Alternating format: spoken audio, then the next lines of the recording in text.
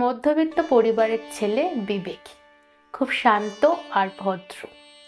বুক ভরা স্বপ্ন নিয়ে সে একদিন সফল হবে। বাবা স্বপনের পেশা বলতে ওই অটো চালানো। অটোটা স্বপনের নিজের নয়, মালিক প্রতিদিন অটো চালানোর জন্য মজুরি দেয়। একদিন যেতে না পারলে কাটা যায় টাকা। বাড়ির পাশের ছোট ক্ষেতে চাষ হয় ধান আর সবজি। সেসব দেখাশোনা করে স্বপনের স্ত্রী রমা। মাঝে মাঝে লেখাপড়ার ফাঁকে বিবেক তার মাকে সাহায্য করে। স্বপনের দুই ছেলে মেয়ে লেখাপড়া করে। বিবেক কলেজে পড়ে আর বোন অনু স্কুলে। দুজনেই বেশ মেধাবী। তাই সারাদিন কাজের শেষে স্বপন যখন ক্লান্ত হয়ে ফিরে দেখে ছেলেমেয়েরা পড়ছে, সে মনে খুব তৃপ্তি পায়। বিবেকের স্বপ্ন একজন আইএএস অফিসার হওয়ার। তাই মন দিয়ে পড়াশোনা করে আর সময় পেলে ক্ষেতের কাজও করে। পড়তে বসে নিজে পড়ে আর বোন অনুকেও পড়ায়। এইভাবে দিনগুলো বেশ কেটে যাচ্ছিল।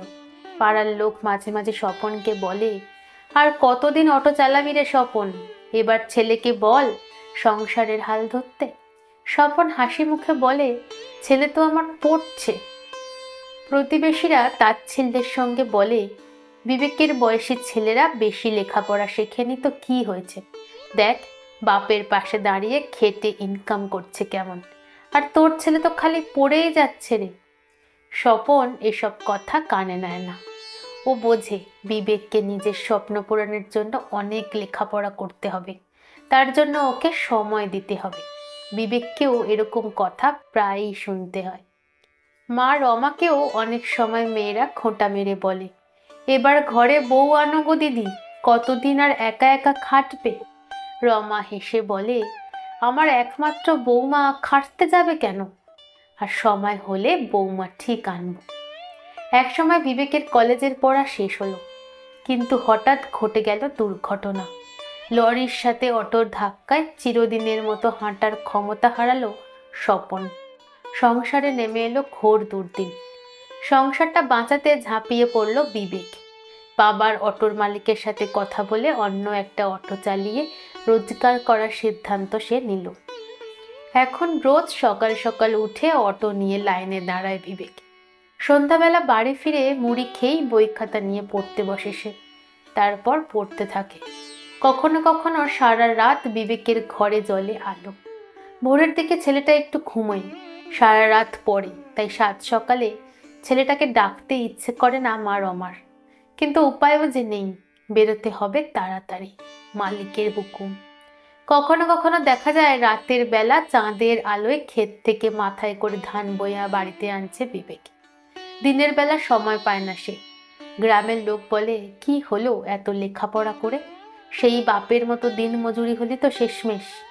বিবেক উত্তর দেয় না। বিবেক কিন্তু ওর স্বপ্নকে ভুলে যায়নি। যখন অটো লাইনে থাকে বই খুলে মন দিয়ে পড়ে সে। বাকি অটো চালকরা আড্ডা মারে আর তাস খেলে যখন, বিবেক তখন মন দিয়ে পড়ে। কেউ বিবেককে বিরক্ত করে না। নম্র ভদ্র স্বভাবের জন্য সবাই তাকে ভালোবাসে। তারা যথাসম্ভব সাহায্য করে বিবেককে। মাঝে মাঝে ওরা বলে, বিবেকের মতো ছেলে যেন ঘরে ঘরে জন্মায়। অটোর মালিকের সাথে কথা বলেছে বিবেক যে ও সপ্তাহে একদিন একবেলা অটো চালাতে পারবে না। কারণ জিজ্ঞেস করলে বিবেক জানিয়েছে ওই সময় সে তার চাকরির প্রস্তুতির জন্য পড়তে যাবে। মালিক অবাক হয়ে তাকিয়ে থেকেছে বিবেকের দিকে। তার জেদ আর লেখাপড়ার ইচ্ছা দেখে রাজি হয়েছে সে। মনে মনে ভেবেছে এত টিউশন দিয়ে টাকা খরচ করেও যে সে নিজের ছেলেটাকে শিক্ষিত করতে পারেনি। মাঝে মাঝে খুব দুঃখ প্রকাশ করে স্বপন বলে, বাবা আমার এরকম অবস্থা না হলে তুই ঠিক তোর স্বপ্ন পূরণ করতে পারতিস।